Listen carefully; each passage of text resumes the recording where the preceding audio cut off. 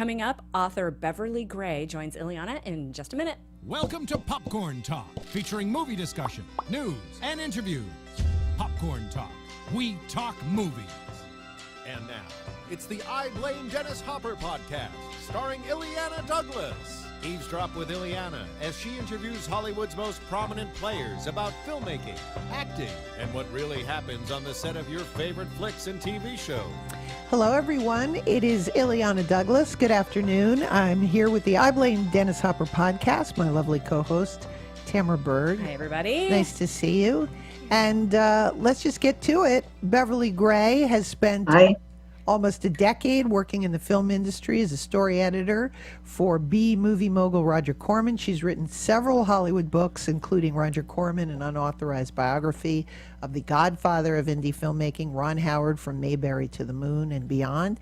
And her latest book, which we're really excited to talk about, Seduced by Mrs. Robinson, How the Graduate Became the Touchstone of a Generation. It certainly did. Please welcome Beverly Gray. Hi, Beverly. Hi, Beverly. Hi, it's good to be here. It's good to have you here, and thanks so much for taking time. I know you're out promoting your book, so thanks for including us. Wouldn't miss it. We're going to get to The Graduate, but of course, I'm curious. Before you saw The Graduate, do you remember the first movie you saw, and who took you to see it? I do remember it. I was 5 years old and I was about to start kindergarten, and my mother announced to me that we were going to go with a 5-year-old boy and his mother, and we were going to see a movie called Hans Christian Andersen. And since I knew that a 5-year-old boy was coming along, I thought, well, that's got to be a cowboy movie, because that's what boys want to see, right? Oh. So we went to the theater and, of course, didn't see a cowboy movie, but saw Danny Kaye in the musical Hans Christian Andersen. I loved that movie as a kid. I have never gotten over it. Oh, in what way did you never get over it? Just because it's so touching, or Danny Kaye? Because it was sweet, and it was Danny Kaye, and it was music, and it was color, and it was big, and it was a very special time for me. It's funny. It's a beautiful movie, too. I remember having the record as a kid. Anywhere I Wander. That's right. You wouldn't want to hear me sing, but yeah, I could sing all those songs. Before we get too far in, I do want to just mention, lots of people listen to us on iTunes, but anybody who's watching on YouTube or is wondering, Beverly's actually joining us via Skype today because she's got bazillions of interviews going on. That's right. She's very popular. So yes. We've got you via Skype. Thank I'm you. the flavor of the moment. It's very cool. I love it. So did you grow up liking movies and wanting to write about movies? How did you come to choose that as your career? Well, I grew up in Southern California, although I didn't have anybody in the movie industry. My family lived not terribly far away from 20th Century Fox, so we passed it all the time, and I was full of the glamour of that. And my parents told me about MGM in its heyday. And in fact, a lot of the old movies I learned about were movies that my parents let me stay up late and watch. And what I realized years later, I wasn't a go to the Sunday matinee kind of kid. I was the one who was allowed to see certain special movies on TV, and those movies gave me my parents' worldview, I discovered. They were watching Citizen Kane, and they were watching Gentleman's Agreement, and they were watching The Best Years of Our Lives. And looking back on it, those movies kind of formed my own social consciousness. Mm-hmm. Well, which is interesting, because we're going to get to Graduate, but then Graduate, in a sense, breaks that all open and it does changes movies forever. You also you were saying that before we started, you'd written the book on Roger Corman, and our friend Joe Dante said that you had managed to capture Roger Corman. How did that? You were his story editor? Yes, that's actually a pretty funny story. Sure. Even though I love movies, I was really interested in drama and the theater. And in college, I realized I was not really cut out to be an actress. So I was an English major all the way. And what I started dreaming about was being an academic, a college professor of English in some ivy-covered college somewhere. That's what I thought I wanted to do. I wanted to do something literary and dignified. But while I was in grad school, I started, just for the fun of it, I wanted to write theater reviews for the school paper, the UCLA Daily Bruin, but the editor of that section was a snob, and he didn't think I was really good enough to write about theater, so he sent me to the movies. And that's when I started going to movies, and because of that, when Roger Corman was looking for an assistant, being Roger and loving fancy academic degrees and titles, he called up the head of Phi Beta Kappa on the UCLA campus and said, "I'm looking for a bright young assistant." And the next thing I know, I was in his office, and he was telling me that if I came to work for him, I'd have to read Siegfried Krakauer's Theory of Film. So I went home and I read Siegfried Krakauer's Theory of Film and wondered how that was going to fit in with the making of Candy Striped Nurses. When I came to work for Roger, I kept waiting for this intellectual conversation that he had promised me we would have. And I waited and I waited. I waited for about a decade and it never happened. So that's one of my Roger Corman stories. That's so, I mean, did he have what did he look for? He always, I heard it was always economy and storytelling, those kind of cheap, low budget things. But what did he look for in a story? Like, what grabbed him? Okay, he liked things that were exciting, obviously. He liked things that really moved. He certainly didn't want movies that were too long or too dull. He was okay with things that were a little bit offbeat, as long as they could have marketable content, by which he, of course, meant sex and violence. Right. Sex being nudity, violence being bloodshed. And those things were very important to him. And he was great at knowing what would look good on the poster. So if you came to him with a great idea for a great poster, you could probably get a movie made. And did you have any favorite films that you worked on when you were working with him? I worked on 170 movies. Oh my God. So I know. So it's kind of hard to have a favorite. I have many favorites. One of them I'm very proud of is I thought of the original twist ending for Death Race 2000. So in some people's minds, that's a very big deal. That's a huge deal.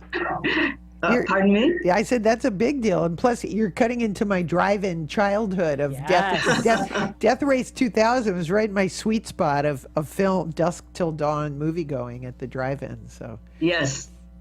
And much later, I made movies like Carnosaur. I also worked on the one movie that he directed in later years, Frankenstein Unbound, and had all kinds of adventures. Working for Roger was never dull. And so what were some of the directors? I mean, I think we know some of them, but I'd love to hear, because you then later wrote about Ron Howard, but who were some of the directors that you worked with that later went on? I personally worked with, we've mentioned Joe Dante, who was a trailer cutter back in that era, and a very quiet, shy guy. Oh, I've got a good Joe Dante story. Sure. He was a really quiet, kind of mousy fellow. I hope he doesn't mind my saying that. And after having cut a lot of trailers for Roger, he was elevated into the position of a director. And he told me that he realized that his personality wasn't going to work as a director, that he needed to be a little more strong and forceful, and that he was going to have to remake himself, which he did. Wow. And today, Joe Dante is capable of being the life of a party. I've seen him MC things. He's brilliant. He knows how to talk in a big group. And he feels that he got that personality because Roger Corman gave him a chance. Wow. That's a great story. I like that. And who else? Ron Howard? I didn't work with Ron Howard. Mm-hmm. That was not in my era. And my era was two different eras. But I worked with Paul Bartel, who made strange, wonderful movies like Eating Raoul, the best movie about cannibalism ever made. Who else? Monty Hellman. Oh, I love Monty Hellman. He was always the bad guy. Monty Hellman, always if ever he was in a movie, he's like the 70s Dan Duryea. He was always going to be the bad one. And then wasn't there a female director too, the Candy Striped Nurses? Yes, I'm trying to think of her name. Now I'm blanking on it. There are, Roger, that's an important thing that to say about Roger, is Roger promoted women. Roger also made a lot of movies in which women took their tops off. But Rob, if you were looking to get a start in the film industry and you were female, right, as Gail Ann Hurd did, for example, Cat Shea directed for Roger, but I'm trying to think of the one that you mean, who did Candy Stripe Nurses. I know I'm blanking on it, and I feel terrible. Barbara something. Barbara, yeah. But Roger always said that he loved hiring women because women were smarter, worked cheaper, and were more grateful. Wow. I think that's so true. And did he appreciate your book? No. Of course not. Well, after all of that. Roger tried very hard to hone in on the writing of my book, and I realized very early on that this was not a good thing because Roger had his fingers on a lot of people's books, and I wanted to really write about Roger. So I wrote him a letter after he asked me to put in writing that he could read my book in manuscript and remove anything he considered derogatory. Well, I had worked on his memoir, and I knew that this was not a good idea. So I wrote him this great letter, I'm very proud of it, in which I said, Roger, you've taught me so many things. I learned so much from you. I'm so grateful. But one of the most valuable lessons you ever taught me was the importance of artistic independence. And I don't think he's really spoken to me since, but it's always an affectionate book and an honest book, and I'm proud of it. It's always tough. I started in show business as someone's assistant, and it was one of the toughest things is to walk away from that either maternal or paternal relationship, I think. Just FYI, IMDb has Alan Holub directing Candy Stripe Nurses. You are right, but there was one. I know. Barbara Peters is the woman I'm thinking of. Peeters. All right. Well, we've at least correctly stated her because I feel bad. Indeed. I should have known her name. So going from that to then wanting to talk about The Graduate. Do you remember the first time you saw The Graduate? You know, I honestly don't, but I know what period in my life it was in. The Graduate came out, of course, it's about to be 50 years old, came out in Los Angeles and New York on December 21st, 1967. Wow. And at that time, I was just coming back from a junior year abroad in Tokyo. And I broke my leg skiing over Thanksgiving break. So I was not the happiest of campers to be home and to have a broken leg. But The Graduate, for me, as for so many people of my generation, I was a senior in college, was a kind of a blueprint for us in a way, an explanation of what was wrong with our lives and why, much as we love them, our parents were not the way we wanted to go. We did not want to be our parents. And our parents didn't quite seem to understand that. They thought, at least my parents certainly thought that, you know, now that I was back from my adventure abroad, that now they were going to steer me toward law school and getting married and all sorts of good things. And it was the 60s. It was a time to break free, that we all badly wanted to break free. And my two big rebellions were that I tried growing my hair, which was not a great success, and that I absolutely refused to go to law school. So I understood something of Benjamin Braddock's eagerness to have a life that was different from the one that had been foreordained for him by his parents. Right. And had you ever read the book? No. I've never read the book. I have read the book now. The book is not the world's greatest book, but it does have some of those famous scenes in it, like Benjamin in a scuba suit in the bottom of his parents' pool, and Benjamin on that bus with a young lady in a wedding gown who has just married somebody who isn't him, and they're heading into the unknown. So it's got some great stuff in it, that novel. but it also has a leading man who's kind of baffling and kind of irritating, really, who has been called a whiny pain in the fanny because he should be really happy about his life, and yet he's cranky as all get out, and there's no real clue as to why. So when Mike Nichols and producer Larry Terman got together to work on this film, they had to figure out what there was that was going to make this character appealing, not just a cranky person you'd like to shake, but someone you cared about. And in casting Dustin Hoffman, they, I think, managed the trick of finding somebody, a very unlikely somebody, that the audience would love. Yeah. Well, that becomes probably the most sort of revolutionary casting decision, which sets in motion, I think, Pacino and De Niro and a whole set of leading men too, Yeah, I strongly believe that, and so did Dustin Hoffman. He said that this was the most courageous casting decision ever made, and it was so obvious to everyone, including Dustin Hoffman, that the person who should be playing this successful graduate who has been a campus hero in all kinds of ways, athletic as well as academic, should be this tall, strapping, blonde Robert Redford type. Right. And that was certainly thought about, especially since Robert Redford had appeared for Mike Nichols in a very big Broadway hit, Mike Nichols' first Broadway direction, in Barefoot in the Park. So it seemed as if this was going to be the obvious choice. And Robert Redford remained within the realm of possibility. He was one of 6 people who were part of the final casting choices.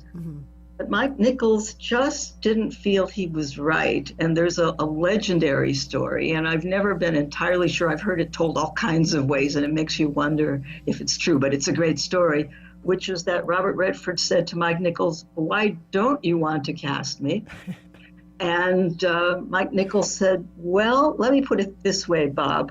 What was the last time that you struck out with a girl?" And Redford said, "What do you mean?"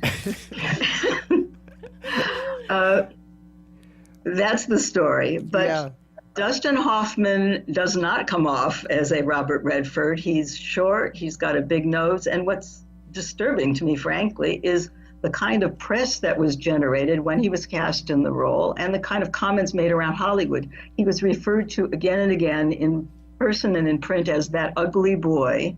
Wow. And I think actually that he's not ugly at all. I think he's really cute. Yeah. But they thought of him as ugly, but there is a Life magazine profile of him as the movie came out, which said something like this: "A swarthy Pinocchio makes a wooden role real." Wow. Wow. Yeah. And it said if Dustin Hoffman's face were his fortune, he would be living a life of poverty. And it went on and on along these lines.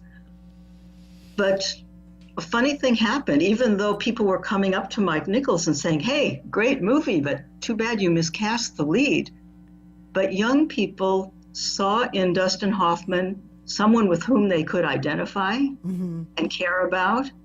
And they took him to their hearts in a way that I think they would not have taken Robert Redford to their hearts in that same role. Right. Yeah.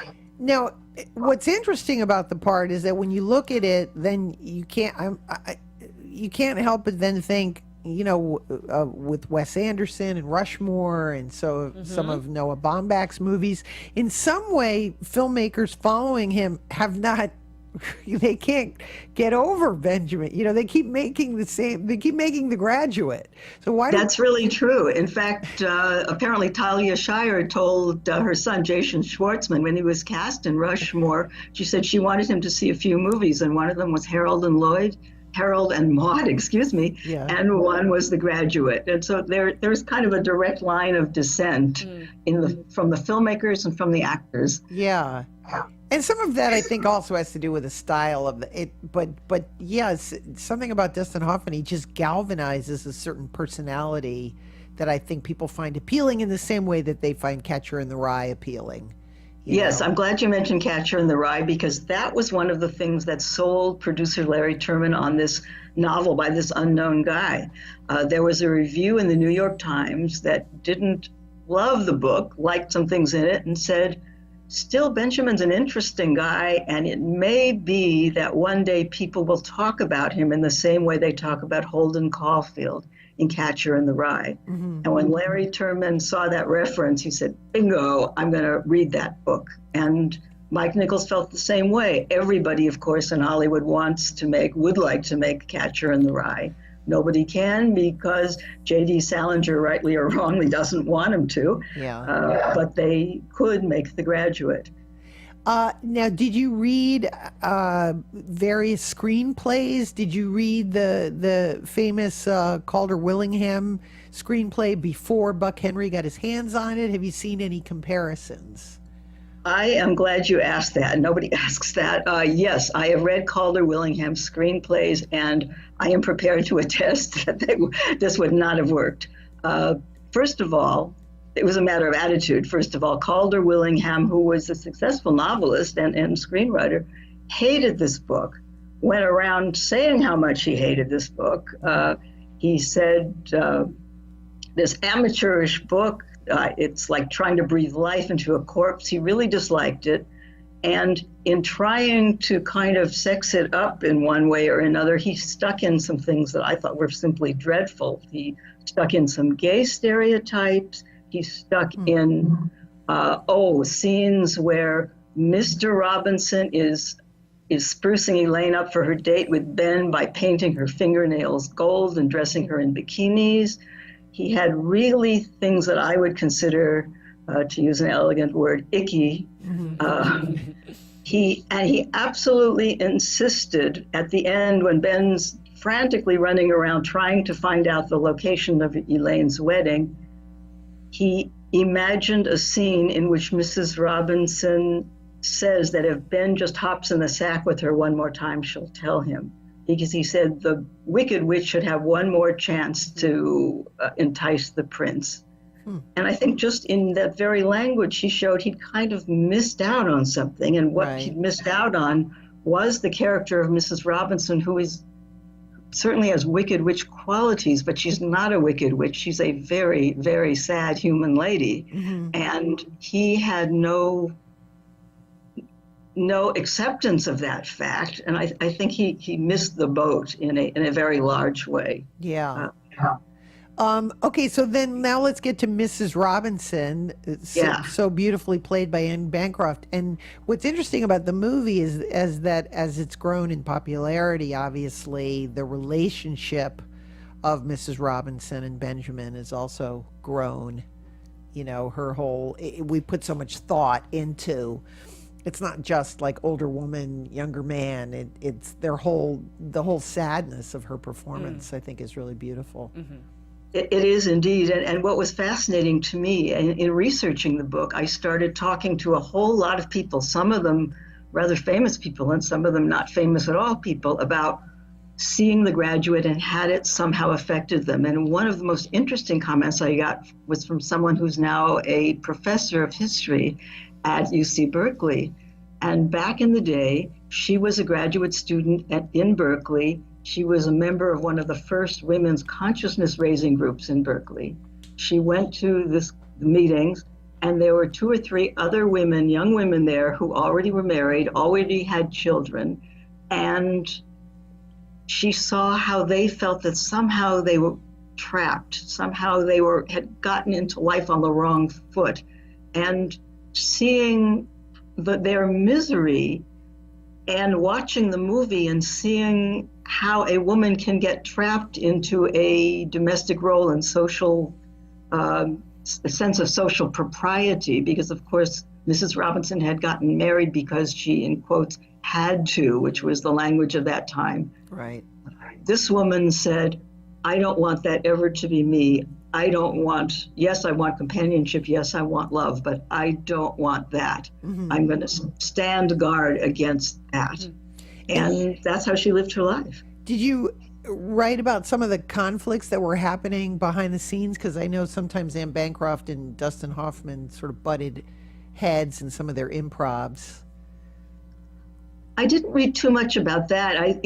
You get sort of contradictory answers to things of that nature, because I think she also thought he was fun and pretty neat, and he could be. He became a little difficult, I think, on the set. This isn't something she said, but it's something that one of the most interesting commentators is the man who was the film editor, who's written a very interesting book and whose name escapes me right now.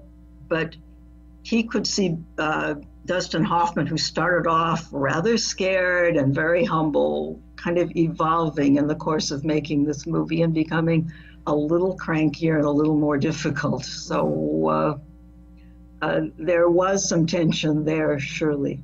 Well, yeah, I mean, obviously, I just think that the nature of their relationship it's very emotional. I mean, and also from the commentary that Nichols said, they spent a lot of time rehearsing, and they really 3 weeks of rehearsal.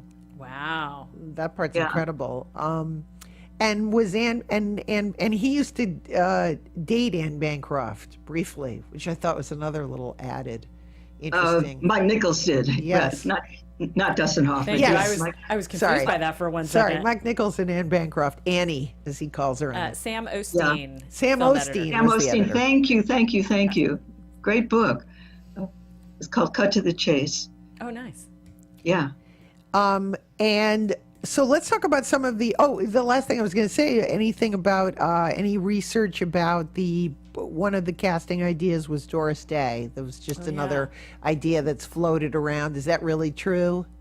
That is true. And I don't know if Mike Nichols was part of it, but early on, Lawrence Terman, the producer who optioned the book when nobody else was interested in it, he loved the idea of casting against type, and he thought, what could be more interesting than taking somebody who's kind of America's sweetheart and whose romantic comedies always showed her as the perky, plucky virgin? Wouldn't that be interesting to see her as Mrs. Robinson? So he sent her the novel to read, and she has told the world in her memoir that she did not want to do the part because it offended her values. But in fact, and Larry Terman is very insistent on that, she never received the book, that her husband, not the easiest guy in the world, Martin Melcher, a very controlling sort of a person, never gave her the book, that he made the decision that this wasn't something that she could or should do, and he kept it away from her. Wow. So, but she was considered, so was Jean Moreau very briefly, this whole, the French older woman and younger man kind of thing. She was thought about. One of my favorite stories from Mike Nichols concerns Ava Gardner. He thought, wow, that would be interesting. And he went to see her, and she was definitely interested. She was in her suite at some swanky New York hotel, and she dismissed her entourage and said, I want to be alone with my director. And she was gorgeous. Apparently, she was so gorgeous still that he was kind of weak in the knees. But then she decided that she wanted to call up her friend Ernest Hemingway, who had been dead for about 5 years. So Mike Nichols kind of saw that she wasn't maybe quite up to playing a major role in his movie. And then this, I guess we have to mention too, how the style, the production design is just so iconic. Every element of it. Dick Silbert, the production designer. It's wonderful to look at. It's funny. Someone asked me today, was the movie in black and white?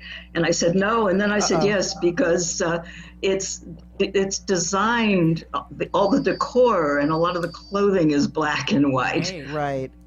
Set against the blue California sky and the blue California swimming pool. But he also did fantastic things with the camera and with point of view. And interestingly enough, the person who shot the movie, Robert Surtees, he was an old timer. He had shot Ben-Hur. But fortunately, even though he was an old timer, he was very ready to try new things. And you could, in this case, teach an old dog new tricks. He told his crew, he said, you guys better be on your toes because I bet we're going to be doing some crazy things here. And he loved it. Yeah. And there's some astonishingly interesting visuals in that movie. Another reason it's inspired filmmakers from that generation to this. Yes, also the ambiguous ending on the bus where apparently that was just an accident, a kind of a happy accident. Yes, I love that. These characters, it was at the end of filming. As everyone knows, you don't film in sequence, but this was at the end of the filming. Everyone was exhausted. Dustin Hoffman, Catherine Ross were exhausted. Mike Nichols says to them very gruffly, "We've blocked traffic for 20 miles around, and this is costing us a fortune, so get on the bus and laugh, goddammit." And they tried. They tried laughing, they clapped their hands with glee, they beam at each other, and nobody says cut. In fact, it was Sam Osteen who was supposed to, as Mike Nichols' surrogate on the bus, was supposed to be cued to tell them to cut, and nobody said anything. Yeah. So the camera kept grinding, and their faces went through all of that confusion, disappointment, anxiety. They didn't know what was what. And Mike Nichols got into the editing room and said, "That's the end." I didn't. Wow. I think we need to say that again. Young people tended not to see that doubt. They wanted the happily ever after, and they were roaring with laughter and cheers. Theaters erupted in the early days at the end of that movie. And nobody saw the kind of doubt that maybe an older viewer certainly can't miss. Yeah, no, it's a beautiful ending. I know our time is limited, so a couple of the last questions I wanted to ask you were just about the process of writing. Do you ever get stuck in your writing? And when you get stuck, what do you do? Oh, I've never had time to get stuck, I think is the answer. I usually tend to have a shorter deadline than I would like. And this book had to come out for the 50th anniversary.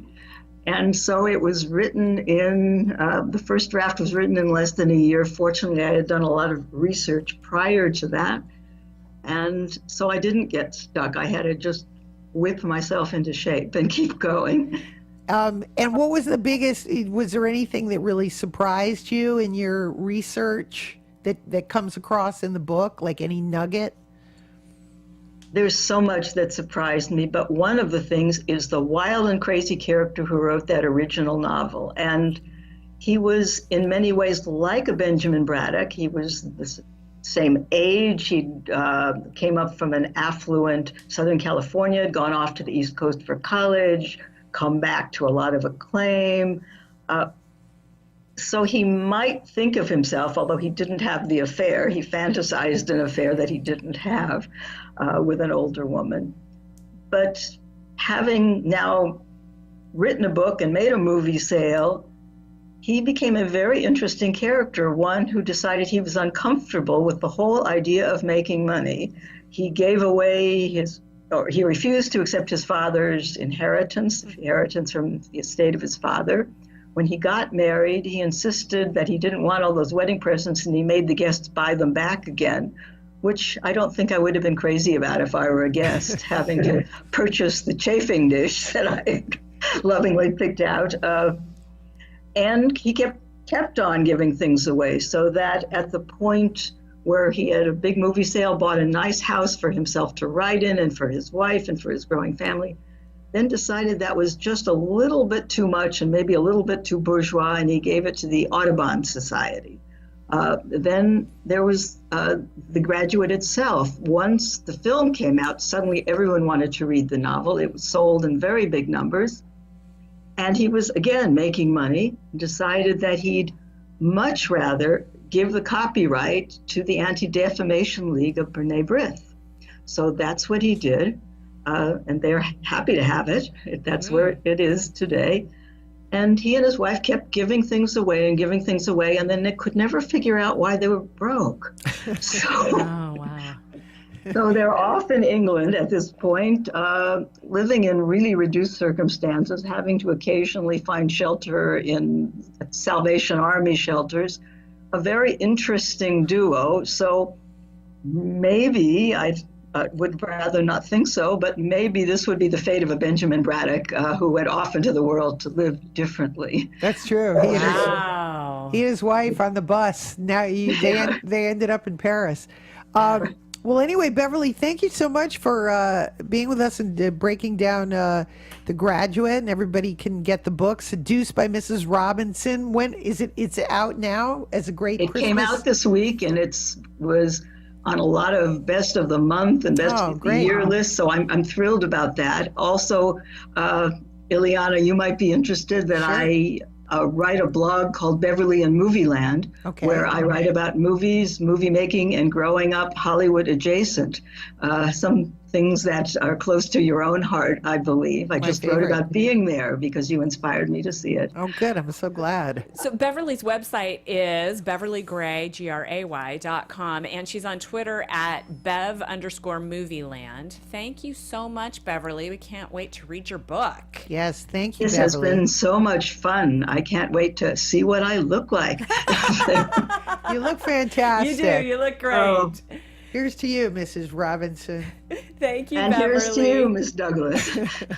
Thank you. Thanks a lot. Bye-bye. Thank you. Thank you. Bev. Bye-bye. Bye. So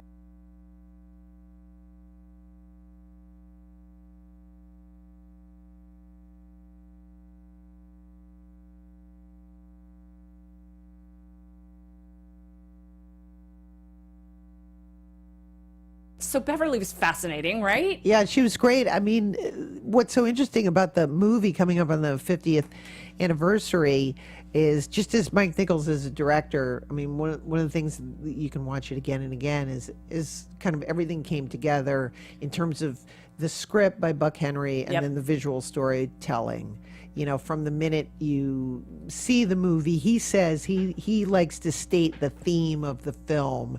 And so when you see Benjamin in the airplane and the announcer says, we begin our descent into Los Angeles, he feels he has stated the theme. And so he restates the theme, and he, even though the viewer doesn't need to know that, he knows that. Right. So he's in the bottom of the pool, or he's behind the fish tank, you know, the animal print with the, you know, with Anne Bancroft. Another thing that's interesting about the movie is that, you know, he had time. Like, he talks about the amount of time. They had months and months. He knew he was going to do the movie, but they had months of time where somebody could come to you and say, what do you think about the clothes?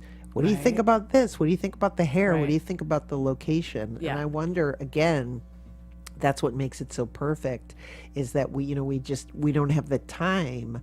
A director doesn't have the time to put those elements in to find the right animal print, you know, outfit, those kind of things. I mean, down to, you know, some of the production design in the, you know, in the film, down to the finding the right red Alfa Romeo. Right. Well, and do you, it sounds like what you're saying is that all of these elements and the fact that they're so well thought out has everything to do with the fact that the movie became a classic. I mean, and it still stands up today, yes? Yes. I feel that the other magical thing that Mike Nichols always says is, he says a movie is one thing and then it's something else. Like, he's making the movie, but then something magical kind of comes out of it. And I think that it's that something else quality, which is the ambiguous ending, which is, I think it's got some of Mike Nichols' life in it. It's some of Dustin Hoffman, some of Anne Bancroft's, you know, and then putting out into society. It was the only movie that came out that actually didn't really mention the Vietnam War, and that was, you know, it, even though it's taking place. Yeah, there was like one little flyer off on the side in one of the hallways they were walking around in Berkeley. I remember. Yeah, which was, it's a different segment of society where, you know, that the Vietnam War hasn't you know, affected it. Right. But I think that there's a kind of an angst in it that every filmmaker he captured something, the mournful quality of the Simon and Garfunkel. Yes. The music was so. Yeah, key. the music hit, the sweet spot, and other people have tried to he puts the music in there, and it's sort of Dustin Hoffman's voice, his sad, mournful, sound of silence and things. And so many other filmmakers have tried to do that, not quite as successfully. And what I'm always fascinated by was some of the things I was asking her. Why have we not moved on from The Graduate? Why can't we break free from this adult angst? Because everyone has it all the time. Adult angst in beautiful production design Right. with an Alfa Romeo. I mean, Right. there's something very romantic Yes. about this idea that because he does have this redemption. He, even though he has this terrible affair and is all screwed up, he does end up with the girl of his dreams. And But for how long? I don't know. They seem like they're pretty happy. I don't know. I think they're sticking together, but Yeah. there could be the idea that they're not. Now, this was Mike Nichols' directorial debut, right? No, it's actually his second film. Oh, He okay. did. His first film was Who's Afraid of Virginia Woolf, and I always thought it was interesting is he's working with Elizabeth Taylor, and then you could kind of see the Anne Bancroft character. There's sort of a little bit of parallels to that kind of a woman. I mean, not exactly, but there's some similarities. But he has such a deft hand. I mean, I don't think anybody had as deft a hand as Mike Nichols. Facile. He just is facile. He was so literate. Yes. He knew exactly what he wanted to do with the camera. He was using. That was actually what I was going to ask. Is how do you think? Is it? Clearly he was brilliant. I mean, there's no question about Yeah. that. As a writer, as a Gets performer, a mention in my book. Yes, he does. But how does someone become that? Because you have to be incredibly decisive and really clear in your vision to be able to portray all of it in the way he did in this movie.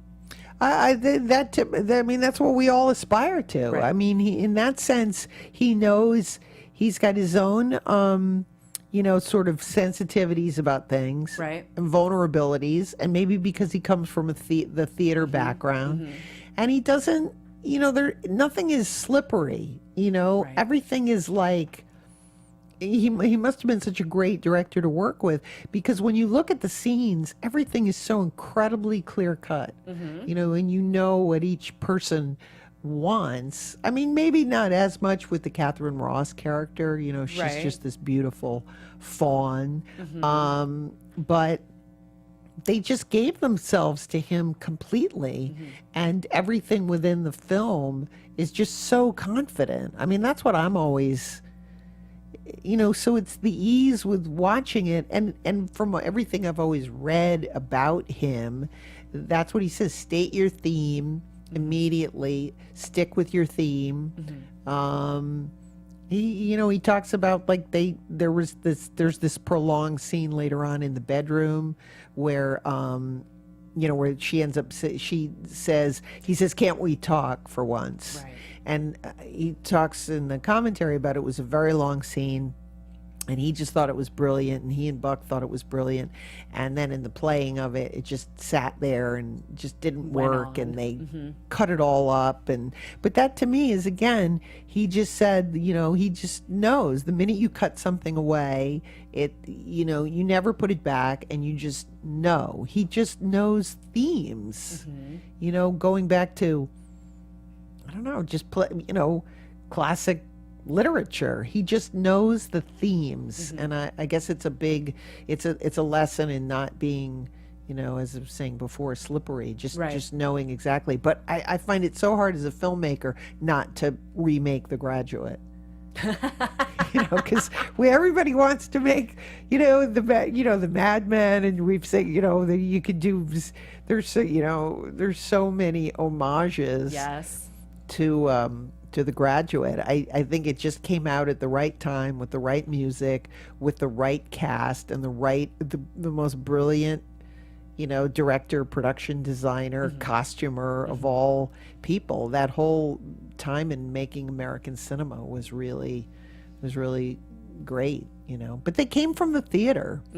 I think that's what it is. That's what I think about Mike Nichols. Yeah. And that doing these films was an expression of bits, some bits that he did, some comedy bits that he did with Elaine May, but then also just, classic knowing structure and storytelling and that sort of thing. And knowing what that is. And of course, and as I said before, the casting of Dustin Hoffman, I think is a touchstone in terms of cinema.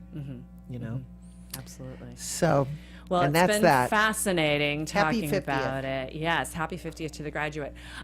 Gang, I want to remind you can buy Illeana's book, I Blame Dennis Hopper, now in a paperback and in bookstores. It's a great read. You should buy it. Also, check out our website, illeanaspodcast.com, and like us on our Facebook page.